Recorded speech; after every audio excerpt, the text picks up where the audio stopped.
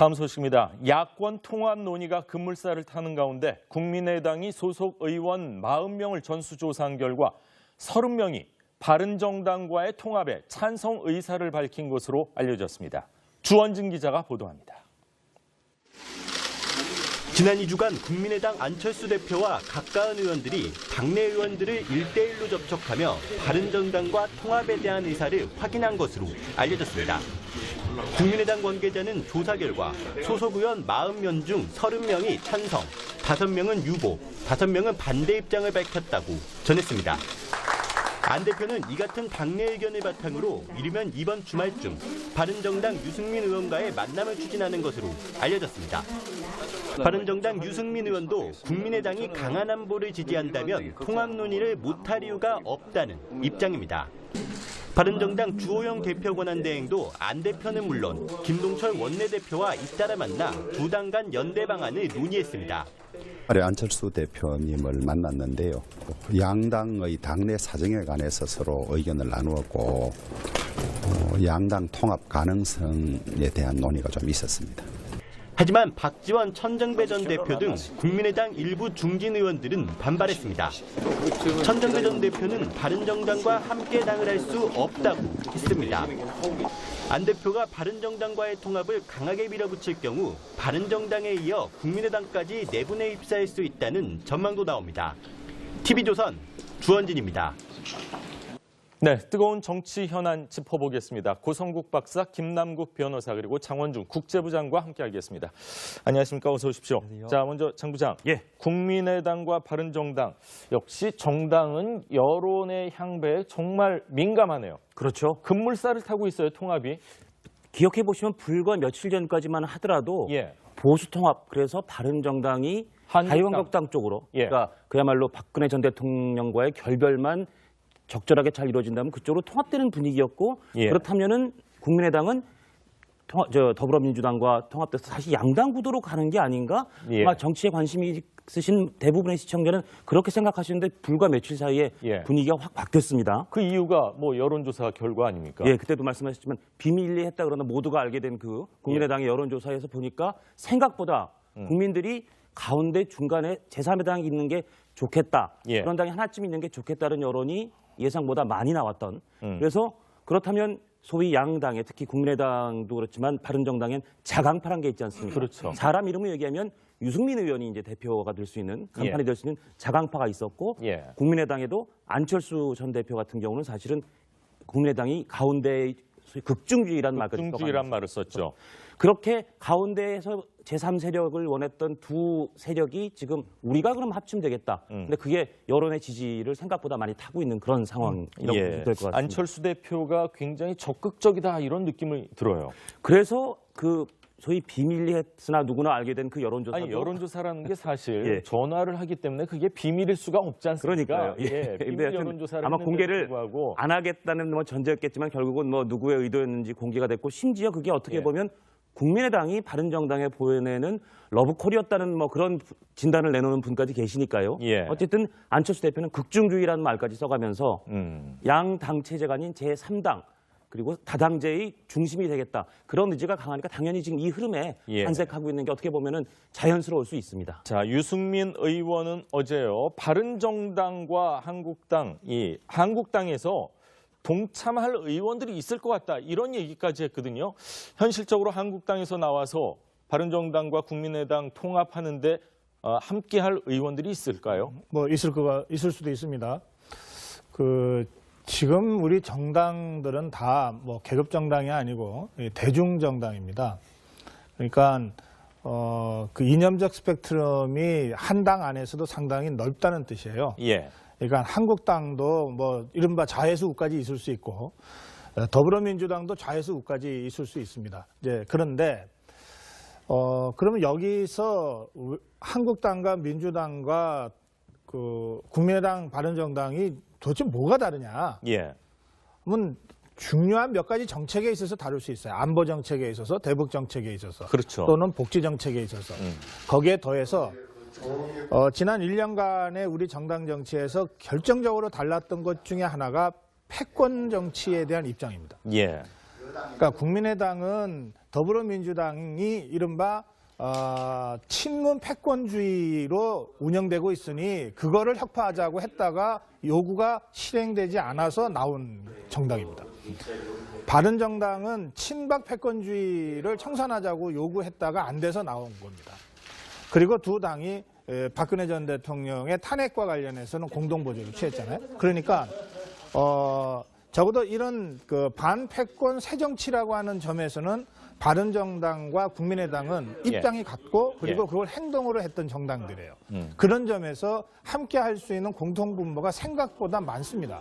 그리고 말하자면 서로가 이 사선을 넘어온 경험이 있는 거예요.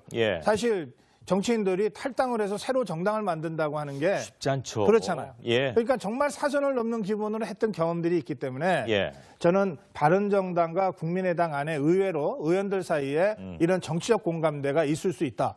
그것이 국민의당의 전수조사 결과로도 나온다. 이를테면 호남 기반을 하고 있지만 막상 뚜껑을 열고 조사를 해보니까 국민의당 의원 40명 중에 30명이 민주당 쪽보다는 바른정당과 함께하는 것이 좋겠다라고 지금 대답을 했다는 거 아닙니까? 75%죠. 그렇죠. 따지면. 그리고 이 10명도 민주당과의 통합이 아니라 유보가 5명이나 됩니다. 그러니까 그런 점에서 볼 때 우리 정당의 어떤 정치 지형이 상당히 급격하게 변화될 수 있고 어떤 면에서는 바람직한 방향으로 갈 수도 있다.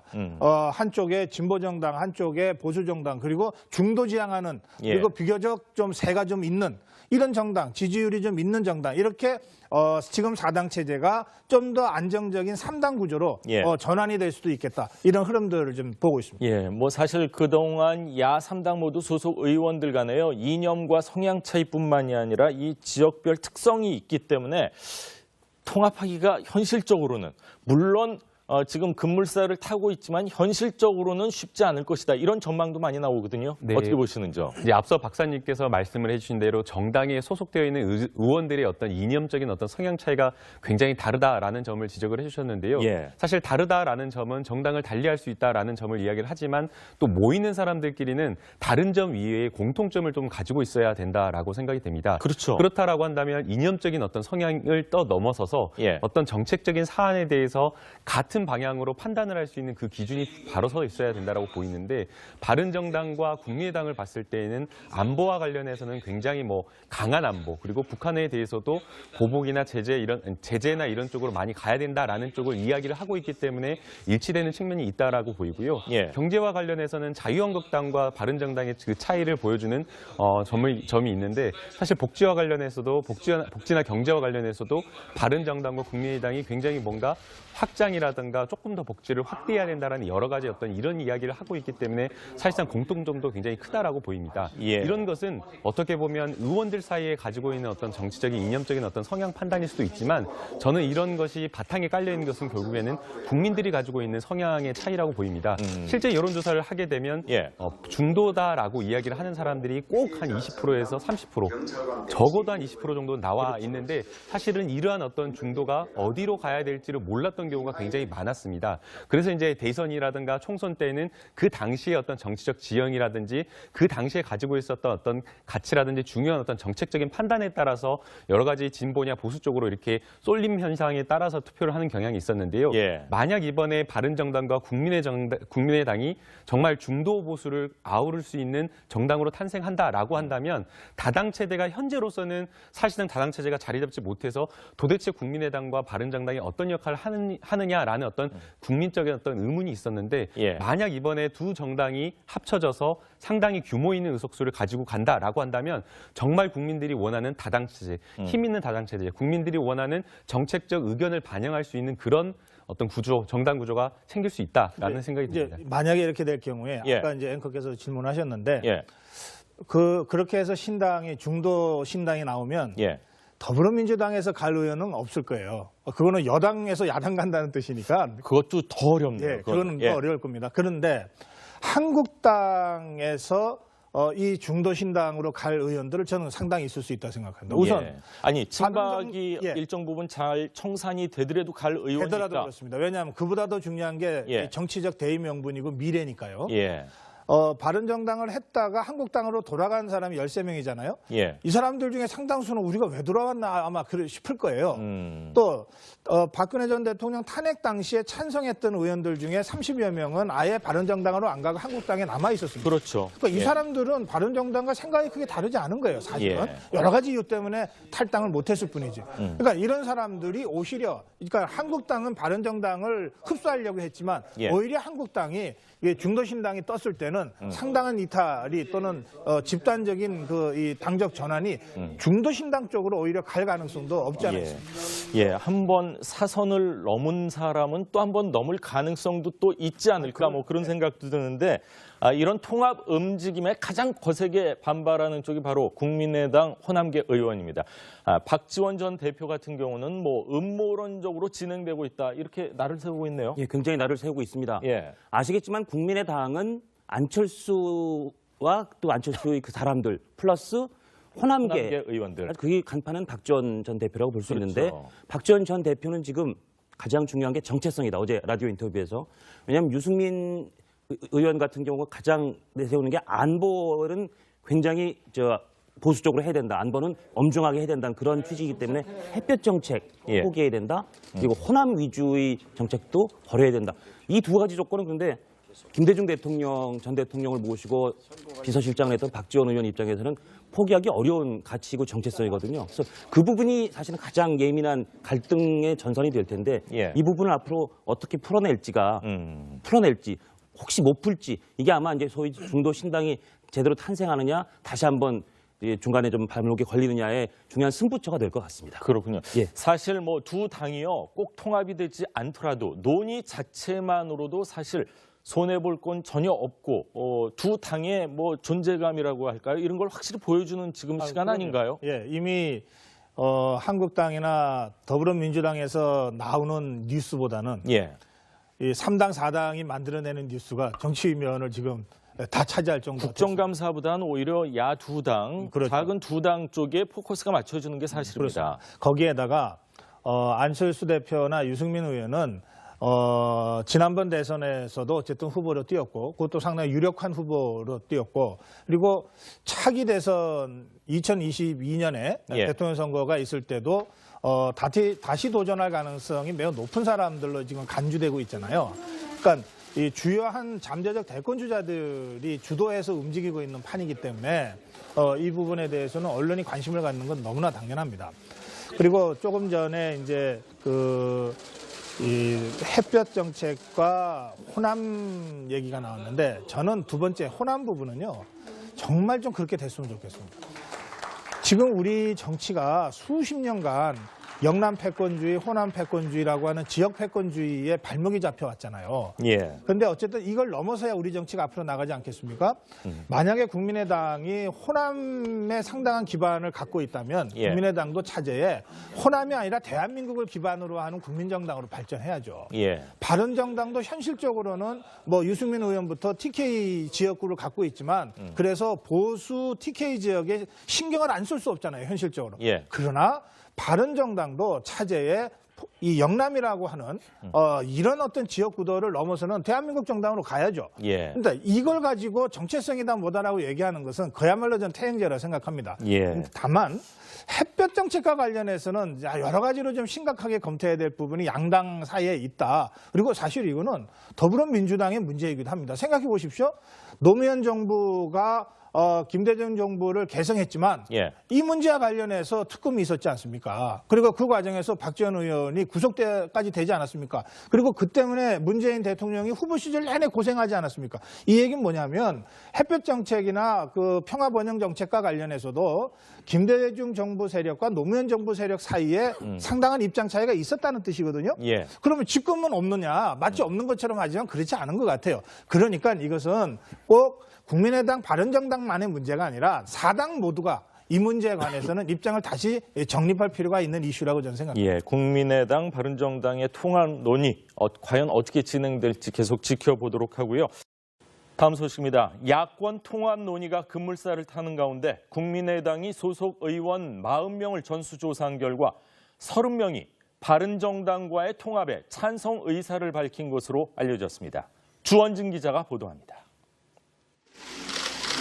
지난 2주간 국민의당 안철수 대표와 가까운 의원들이 당내 의원들을 1대1로 접촉하며 바른정당과 통합에 대한 의사를 확인한 것으로 알려졌습니다.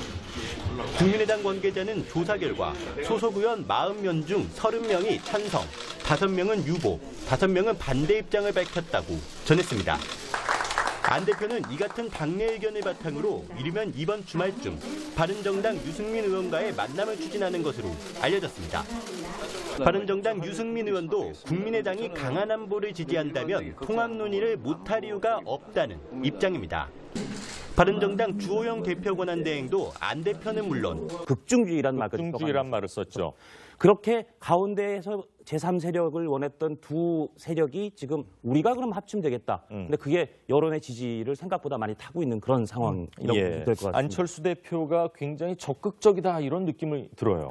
그래서 그 소위 비밀리했으나 누구나 알게 된 그 여론조사. 아니 여론조사라는 게 사실 전화를 하기 때문에 그게 비밀일 수가 없지 않습니까? 그러니까요. 비밀 여론조사를 아마 공개를 불구하고. 안 하겠다는 뭐 전제였겠지만 결국은 뭐 누구의 의도였는지 공개가 됐고 심지어 그게 어떻게 보면 국민의당이 바른정당에 보내는 러브콜이었다는 뭐 그런 진단을 내놓는 분까지 계시니까요. 어쨌든 안철수 대표는 극중주의라는 말까지 써가면서 양 당 체제가 아닌 제3당 그리고 다당제의 중심이 되겠다. 그런 의지가 강하니까 당연히 지금 이 흐름에 산색하고 있는 게 어떻게 보면은 자연스러울 수 있습니다. 자, 유승민 의원은 어제요. 바른정당과 한국당에서 동참할 의원들 기억해 보시면 불과 며칠 전까지만 하더라도 보수통합 그래서 바른정당이 자유한국당 쪽으로 그러니까 그야말로 박근혜 전 대통령과의 결별만 적절하게 잘 이루어진다면 그쪽으로 통합되는 분위기였고 그렇다면은 국민의당은 더불어민주당과 통합돼서 다시 양당 구도로 가는 게 아닌가?